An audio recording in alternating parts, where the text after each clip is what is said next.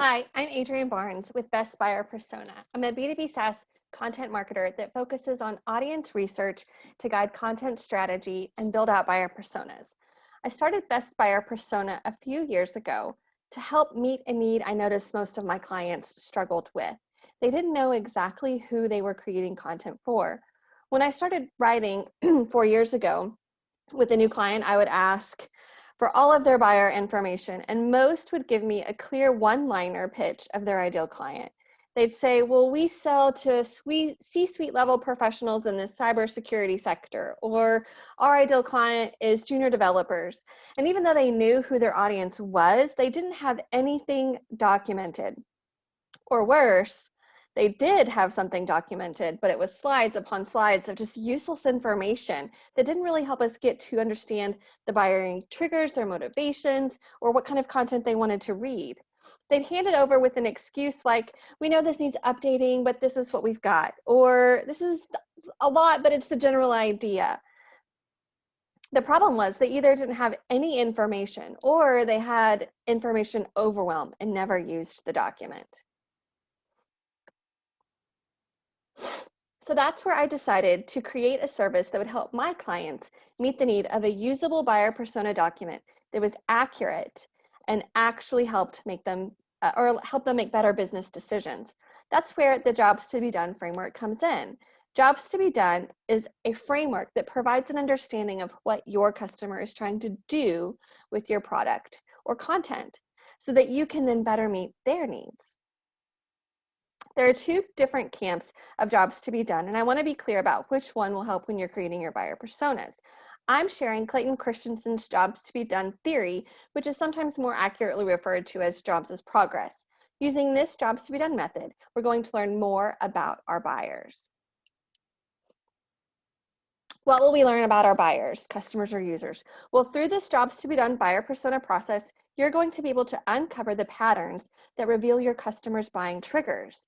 Through audience research, you'll notice repeated behaviors, repeated emotions, and specific things that your customers are doing with your product. All of those insights become your buyer personas. This Profit Well quote mirrors my own experience quite well. About 99 out of 100 companies we've talked to are unable to describe their buyer personas beyond a few generalities. Today, we're going to learn how to ask meaningful questions that lead to productive answers and provide accurate insights. My preferred method for performing audience research for buyer personas is to get on the phone with your customers. You're likely to hear that a few times today if you haven't already. A conversation is going to allow you to really lean into and pull out your customer's story. That's what all this is about, is finding the commonalities in your customer's stories. That is your best buyer persona.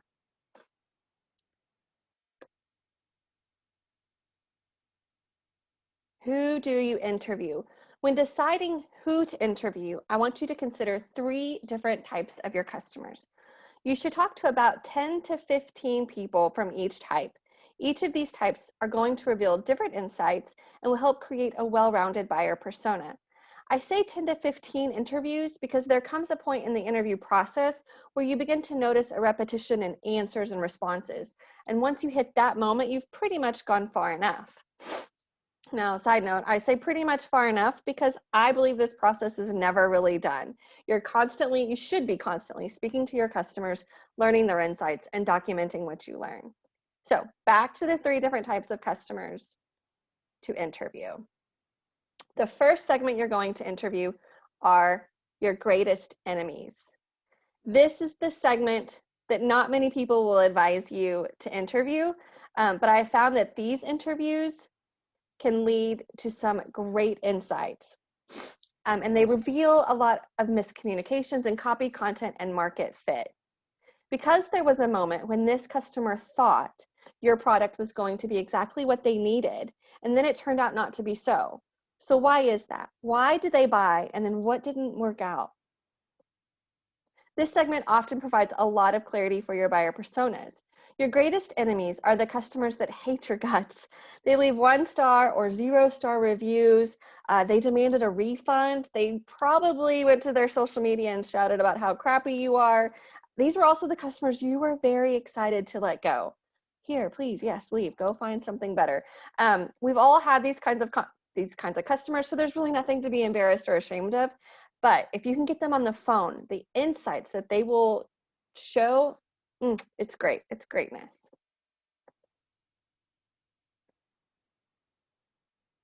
Biggest fans. You're going to want to interview your biggest fans customers. These are the customers that converted quickly, rave about your product on social media, interact with you on social media, leave positive reviews on G2 or Capterra. Essentially, these customers are your longtime customers and they love your product.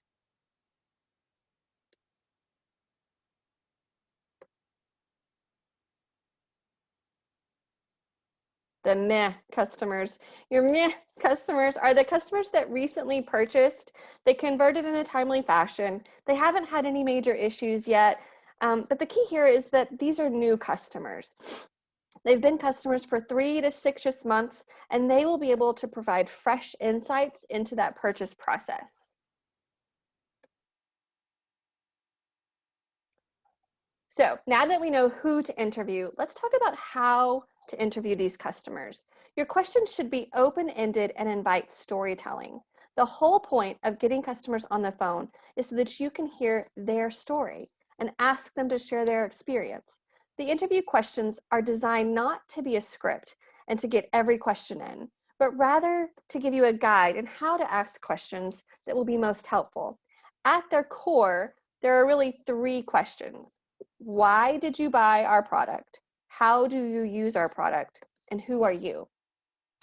I have a long list of questions that I'd be happy to provide, but at the core, those are the 3 questions that really allow you to learn more about who your customers are.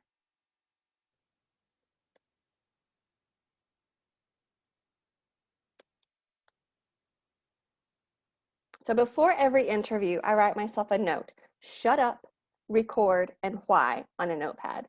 These are the pointers for a successful interview. Listen and shut up. You can't listen if you're talking. Go into the interview knowing that you are going to be the one to speak as little as possible. These interviews are not your opportunity to solve an issue, upsell a product, or provide support. You are simply the recorder of information. The moment you try to sell something or fix something, you've lost the trust of the interviewee and completely changed the dynamic of the call.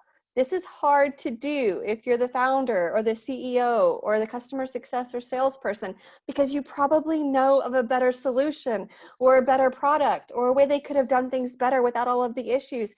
But this conversation is not the time to share those tips and pointers and new products. This is the time to listen. Pointer number 2, record.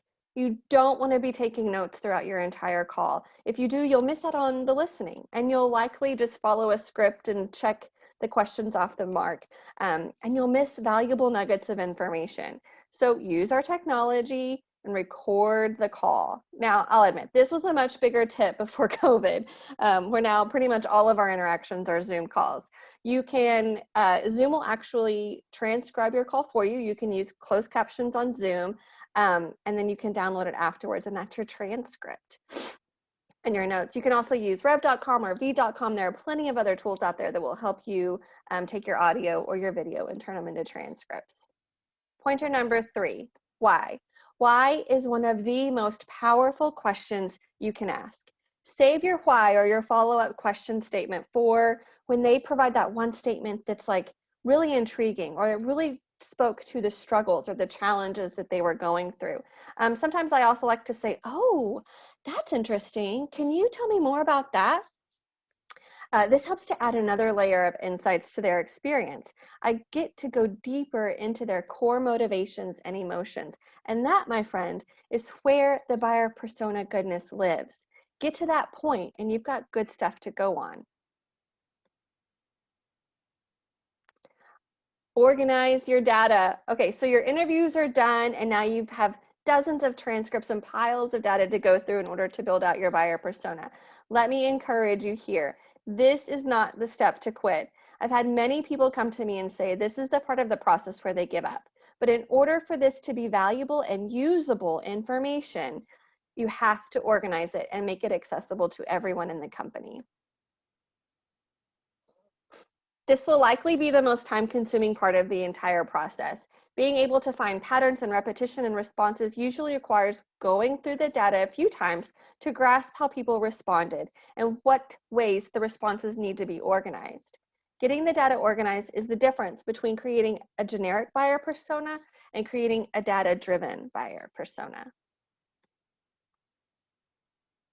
To organize your data, you're looking for commonly repeated phrases, words, and remarks.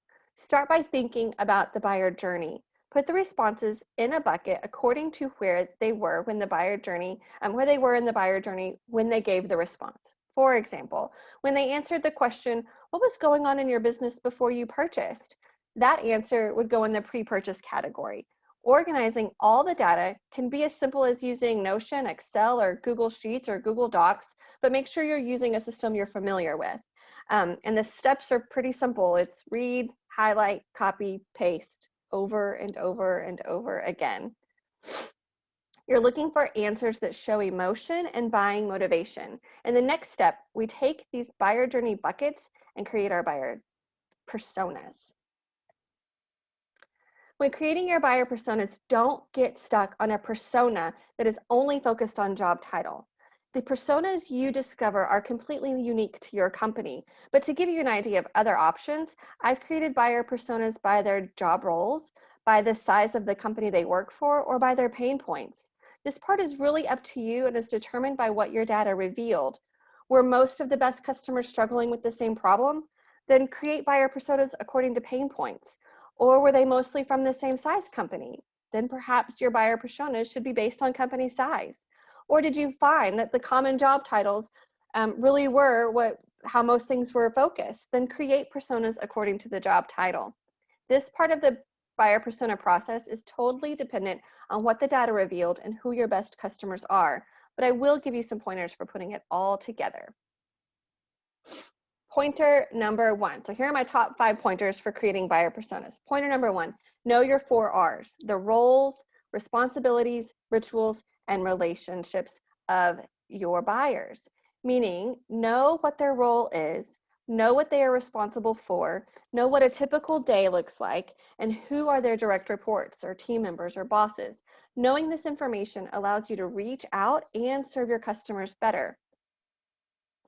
Pointer number 2, leave the pictures out of it. Now I know that people say, oh, you should include a headshot so we can envision the person we're marketing to and it'll make them seem more human, but we're not creating Sally Salesgirl fake level personas. These personas are filled with accurate and intentional information. Also, I found that when you include a picture, you have a chance of introducing, or a higher chance of introducing bias. Not every customer who is a founder or a C-suite executive will look the same. Could they have similar pain points? Absolutely.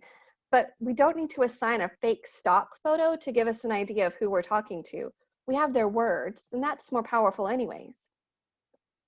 Pointer number 3, determine what content would help this buyer out the most. Do they need guides or ebooks or short instructional blog posts or thought leadership content? Identify that and put it in the buyer personas. This helps sales, your customer success team, and your content marketers. Pointer number 4, never stop iterating. As I mentioned earlier, this is a continuous process. Commit to speaking with your customers on a regular basis and adding new insights to your buyer personas consistently. Pointer number 5, make it available to your entire company. This information goes beyond helping marketing create their next campaign. This is for your product teams, for your customer success, for sales, for marketing. Everyone should have access to this document. And that's it. That's how we create a buyer persona. Now, I know I covered a ton of content in 15 minutes. So if you have questions or if you'd like these slides and the notes, please feel free to email me at anb@adriennecole.com. Find me on Twitter at adriennecole, bestbuyerpersona.com, and you can learn more about creating buyer personas. Thank you so much.